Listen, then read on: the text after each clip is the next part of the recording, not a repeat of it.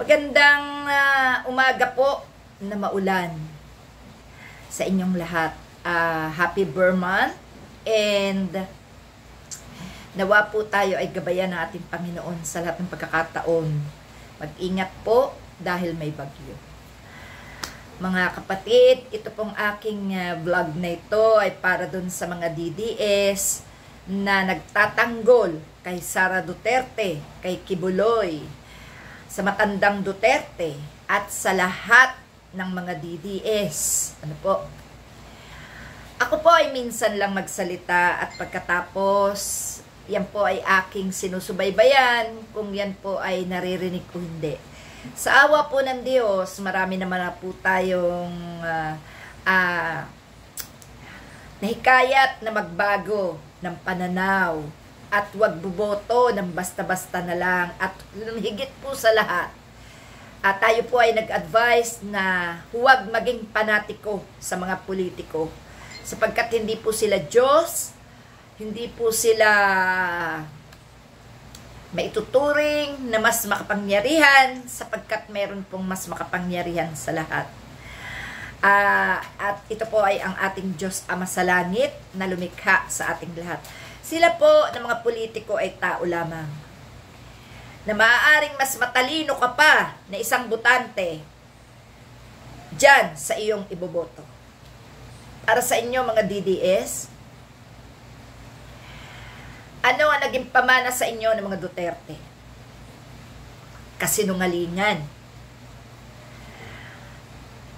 panloloko ng kapwa, lakas ng loob na pumatay ng tao, pagmumura sa Diyos, kabastusan, panlilinlang, panloloko sa gobyerno. Hindi ba't yan ang ipinamana ng mga Duterte sa inyo? Kung ang mga Marcos ay nabansagang magnanakaw, hindi naman sila nabansagan na mamamatay tao at hindi rin sila naghasik ng mga kasinungalingang kagaya ng ginawa ng mga Duterte, lalong-lalo na si Sara Duterte. Sa ngayon, hindi lang mamamayan ang niloloko ng mga Duterte, kundi pati na ang pagkakaroon ng pinag-aralan pagdating sa educational. Ito po, marami na nag-research sa educational background ni Sara Duterte. Nakita nila kung anong klase mayroong educational background si Sara Duterte. Kaya naman pala, sa lahat ng debate ay ayaw humarap. Nung nakaraang eleksyon, 2022, ginusto ba nila na magkaroon ng debate? Hindi. Hindi sila nakipagdebate sa mga taong totoong nakatapos ng pag-aaral.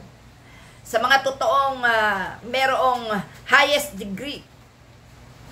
At higit sa lahat, hindi sila humarap sa mga taong kasinungalingan lang ang pinanghahawakang katibayan na sila ay nakapag-aral.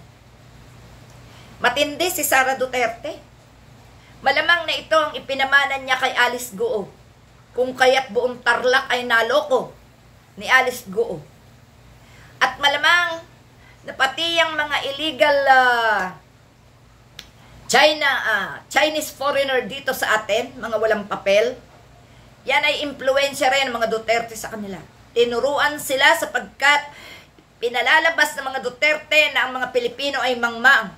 Pues, Sara Duterte, matandang Duterte, kahit kailan, hindi yung pwede gawing mangmang ang mga Pilipino sapagkat lalantad at lalantad ang katarantaduhan nyo. Hindi kami mga mangmang. At higit sa lahat, kung meron mang mga mangmang, malamang, yan ang taga-suporta nyo na binansagang DDS. Di ba mga DDS? Kundi ba naman kayo mangmang? Ipagtatanggol nyo pa sa amin si Sara Duterte at si Kibuloy, pati na ang tatay nyo. Hindi ba't yan ay marka ng kamangmangan? Doon sa mga panatiko, sa mga Duterte. For your information, mga DDS na panatiko, hanggang kailan kayo magiging panatiko at mangmang sa pagsuporta sa mga taong nanloko mismo sa inyo? No? Kayo ay biktima ng mga panloloko nila.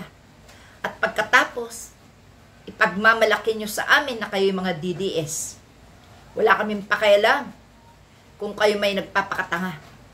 Ang masakit lang, naging Pilipino kayo. Hindi kayo karapat-dapat na maging tao ng Pilipinas kung kayo mismo ibinebenta nyo ang karangalan at reputasyon ng bayan dahil sa inyong katangahan. Hindi ba katangahan niyang ginagawa nyo? Wala kayong alam, kundi kabalahuraan, kundi basurang mga lumalabas sa inyong bibig. Yun ang inyong alam. Hindi namin kayo naringgan na kayo ay nagsalita ng pabor para sa bayan. Hindi namin kayo naringgan na magsalita ng pabor sa kapwa mamamayan. Hindi namin kayo naringgan na magandang advice o paalala o pangaral sa mga nakababata sa inyo. Puro pagmumura, puro kabalahuraan, puro pambabastos. Yan ang pamana sa inyo. Salamat na wala si Sara Duterte sa DepEd, dahil kung hindi, maghahasik yan ng lagim at gagamitin ang mga kabataan para labanan ang tama. Ganon ang impluensya sa inyo ng mga Duterte. Wala nang respeto sa taong walang karespeto sa kapwa. Yan ay ang mga Duterte. Kung bastusan ang hanap nyo, kayo-kayo na lang. Salamat mga kapatid. Salamat.